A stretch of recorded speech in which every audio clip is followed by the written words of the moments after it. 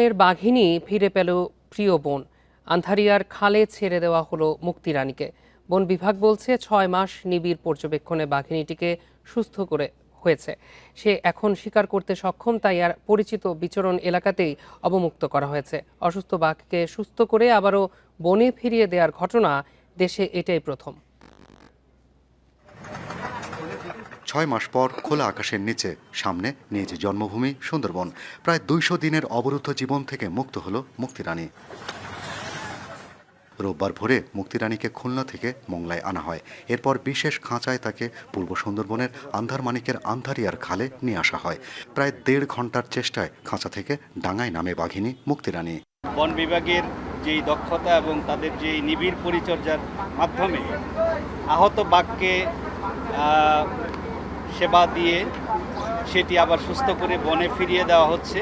বন বিভাগ বলছে, অসুস্থ বাঘকে চিকিৎসা দিয়ে আবারও তার নিজ আবাসে ফিরিয়ে দেওয়ার ঘটনা ১৫০ বছরের ইতিহাসে নেই। প্রায় ১৫০ বছর ধরে আমরা এই কার্যক্রমটি চলে আসছি, কিন্তু এই সুন্দরবনের টোটাল ইতিহাসে আজকের যে দিনটি সেটি হচ্ছে একটি স্মরণীয় দিন হয়ে থাকবে আগামী দিন। পরিবেশ ও বন প্রতিমন্ত্রী বলছেন, চোরা শিকারীর ফাঁদে বাঘসহ অন্য প্রাণীরাও বিপদে আছে, তাই তাদের বিরুদ্ধে কঠোর অবস্থানে আছে প্রশাসন।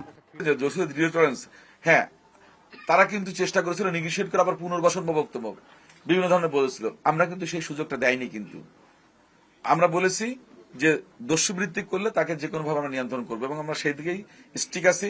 আমরা চেষ্টা করব আগামীতে আরো কঠোরভাবে নিয়ন্ত্রণ করার জন্য। এবছরের জানুয়ারিতে চাঁদপাই রেঞ্জের একটি খালে হরিণ শিকারের ব্যবহৃত ছিটকা জালে আটকা পড়ে এই বাঘিনী। এরপর তাকে খুলনায় ৬ মাস চিকিৎসা শেষে সুস্থ করা হয়। সুস্থ হয়ে নিজ আবাসে ফিরে গেল মুক্তি রানী। এখন থেকে তার জীবন সংগ্রামটা একাই করতে হবে। তবে সুন্দরবনের বাস্তুতন্ত্রের সাথে খাপ খাইয়ে রেখে আগামী দিনের বনের ঐতিহ্য হয়ে টিকে থাকবে এই মুক্তি রানী, এমনটাই প্রত্যাশা বন বিভাগ থেকে শুরু করে গবেষক ও স্থানীয়দের।